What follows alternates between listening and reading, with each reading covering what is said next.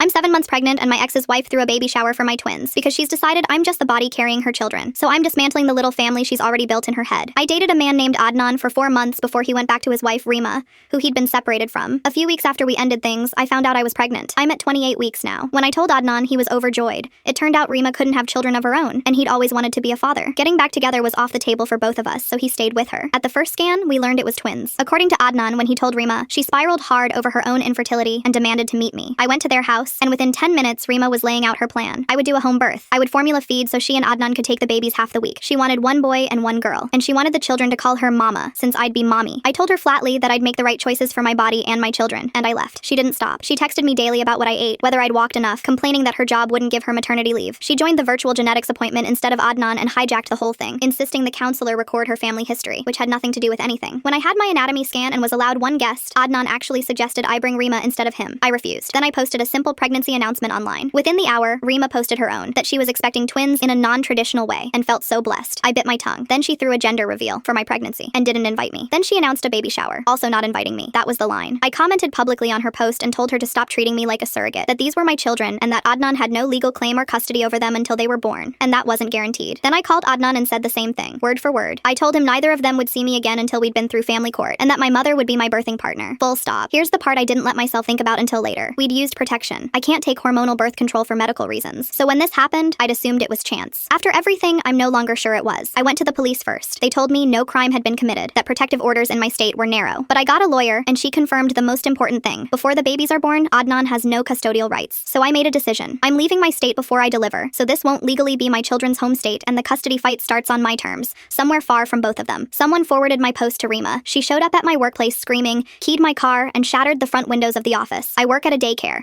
so she wasn't just charged with criminal damage and trespassing, she was charged with endangering children because there were kids on the premises. That will not help her in any future court. The strange part is, while she was screaming, it was all about how I'd stolen her life, how everything I had was supposed to be hers. Watching her, I genuinely don't think she knew if Adnan planned any of this. She thought she was the victim too. I've now got protective orders against both of them. I left the state anyway. They tried to harass me from a distance, thinking there'd be no jurisdiction once I crossed the line, but I'd kept every message, every voicemail, every post. It was enough to press charges in my new state and file for a restraining order here as well. My mother is setting up the nursery with me this weekend. 2 cribs side by side. These are my children. They were never anyone's dream to claim. They're my reality to protect, and I'll spend the rest of my life making sure they grow up knowing exactly whose they are.